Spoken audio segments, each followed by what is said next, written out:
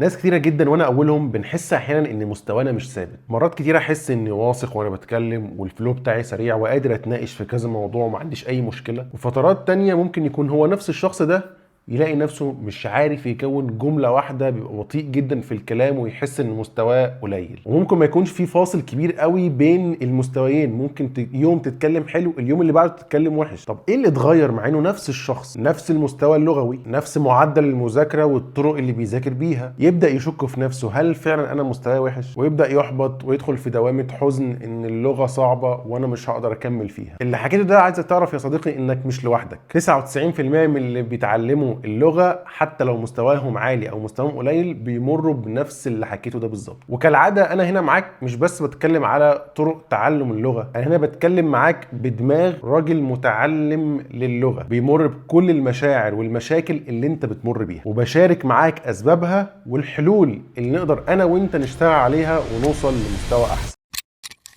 In fact, my hypothesis is for language acquisition to really succeed, anxiety should be zero. في محاضرته المشهورة اتكلم عالم اللغات الامريكي المشهور ستيفن كراشن عن ان في عوامل كتير جدا بتأثر على عملية اكتساب اللغة، واتكلم بشكل محدد عن ان القلق والثقة بالنفس من اهم العوامل اللي بتأثر على مستواك اللغوي. فقال طول ما الشخص قلقان متوتر بيتكلم مع ناس جديدة او غريبة ما يعرفهمش او في مكان جديد، ده بيعمل بلوك للعقل انه يستحضر الكلمات والجمل اللي هو فعلا عارفها ومتعلمها كويس. وده بيفسر ليه لما بتتكلم مع اشخاص انت عارفهم او تكون في مكان انت متعود عليه او حتى بتتعلم مع نفسك بتلاقي الكلام بيطلع كويس وسلس وبتحس ان انت مستواك كويس، عكس لما شخص غريب بتتكلم معاه او في مكان جديد عقلك هنا بيكون محطوط تحت ضغط، فبيبقى مراقب زيادة الكلام اللي انت بتقوله، وده بيقفل عقلك انه يتكلم بحرية. فبالتأكيد انت كل يوم بتمر بمواقف مختلفة مع ناس مختلفة، واكيد مستواك هيبقى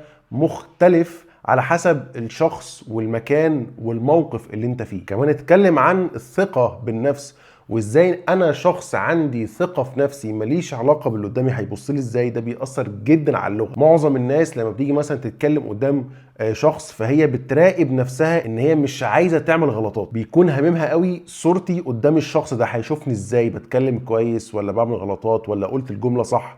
فبالتالي عقلك هنا بينقسم، بدل ما بيكون 100% مركز على اللي هو عايز يقوله، 5 على اللي هو عايز يقوله 50% مركز على اللي قدامه. فبالتالي العقل هنا ما بيكونش بكامل طاقته وبكامل قوته في الكلام، فبيبان ان انت مستواك قليل. فطول ما الشخص عنده ثقة في نفسه ما يهموش ابدا اللي قدامه ده هيشوفه ازاي، فهيكون مركز على اللي هو عايز يقوله. وده برضو بيفسر ليه احيانا احنا بنتكلم وحش، عشان ممكن يكون الشخص اللي قدامي ده مثلا مديري يتكلم لغة احسن مني، فعقلي مركز ان هو عايز يبقى مستواه حلو فبيضيع المستوى الحقيقي اللي هو فيه. السبب الثاني الا وهو انك لما تتكلم لغة جديدة غير لغتك الام عملية عقلية معقدة جدا. انك تبدأ تفكر بالعربي، بعدين تحاول تجيب كلمات المانية تناسب الفكر اللي انت جبته، بعدين تركب الجملة بالالماني والجرامر الصعب بتاعها، بعدين تشوف هل انت قلت صح ولا لا. كل ده انت عايز تعمله بشكل مستمر بالتزامن مع حاجات تانية، ردود افعال، رياكشنز بتعملها مع الناس. فهنا اللغة بتكون عبارة عن أنظمة كتيرة شغالة مع بعض، ذاكرة وتركيز ومشاعر وتوتر وقلق وسياق. أي خلل في واحدة من دول يبان لك إن اللغة وقعت، بس اللي وقع مش اللغة، اللي وقع هنا النظام اللي بيشغل اللغة دي. بالتالي أنت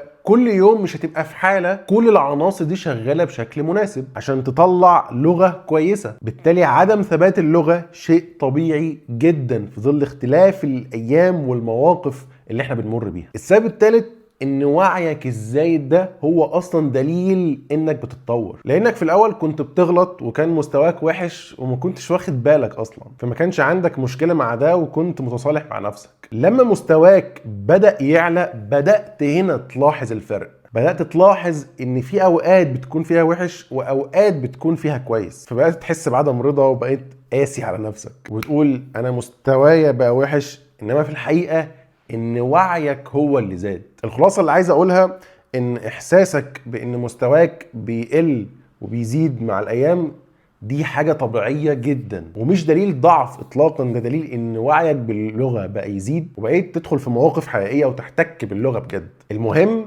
ايا كان مستواك وحش مستواك قليل، انت مستمر على التعلم، بتطبق الروتين بتاعك كل يوم وبتستمر بدون ملاحظة مستواك. بس كده، اشوفك ان شاء الله على الفيديو الجاي. سلام.